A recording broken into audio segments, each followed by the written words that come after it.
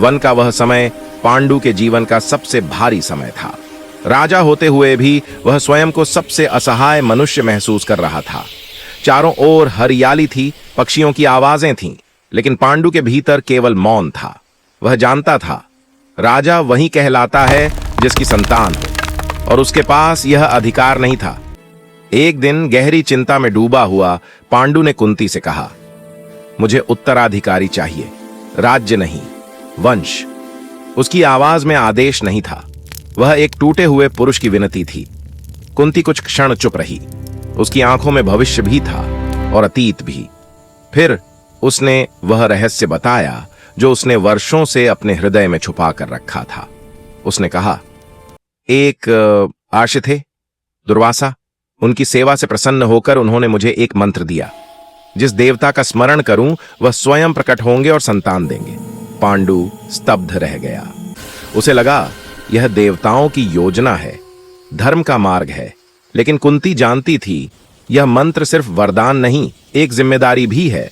फिर भी कर्तव्य ने भय पर विजय पाई। कुंती ने यमदेव का आह्वान किया। यमदेव के आह्वान से जो पुत्र जन्मा वह केवल पांडु का उत्तराधिकारी नहीं था, वह धर्म का भार अपने भीतर लेकर आया था। युधिष्ठिर, जिसके लिए सत्य कोई विकल्प नहीं था, कर्तव्य कोई बोझ नहीं था। उसकी आंखों में लोभ नहीं था, उसके मन में प्रतिशोध नहीं था। वह ऐसा राजा था जो जीत से अधिक न्याय को महत्व देता था, कभी कभी इतना अधिक कि लोग उसकी सरलता को कमजोरी समझ लेते थे। लेकिन वही सरलता भविष्य में सबसे भारी परीक्षा बनने वाली थी। फिर वायु का आह्वान हुआ और भीम जन्मा, केवल शरीर से नहीं, आत्मा से भी बलशाली। वह शक्ति था जो अन्याय के सामने पहले खड़ा होता था और अंत तक खड़ा रहता था। भीम का क्रोध भयानक था, लेकिन उसका हृदय बालक जैसा निश्चल। वह धर्म का रक्षक नहीं था, वह धर्म की ढाल था। समय आगे बढ़ा। एक दिन कुंती ने फिर से देवताओं का आवाहन किया। इस बार स्वर्ग के राजा इंद्रदेव।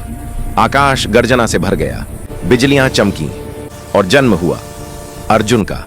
अर्जुन जो केवल योद्धा नहीं था बल्कि एकाग्रता का प्रतीक था। उसकी दृष्टि कभी लक्ष्य से नहीं हटी। धनुष उसके हाथ में नहीं, उसकी आत्मा में था। वीरता, अनुशासन और साहस तीनों उसमें एक साथ थे। कुछ समय बीता, पर माद्री का दुख कुंती से देखा नहीं गया।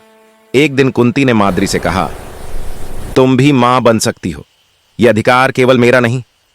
कुंती ने माद्री के लिए देवताओं का आवाहन किया। इस बार आए अश्विनी कुमार, देवताओं के वैद्य, और जन्म हुए नकुल और सहदेव। नकुल सुंदरता और तलवार का संतुलन, सहदेव ज्ञान, बुद्धि और भविष्य की समझ। 5 पांडव राजमहल में नहीं, सिंहासन पर नहीं, बल्कि वन की मिट्टी में।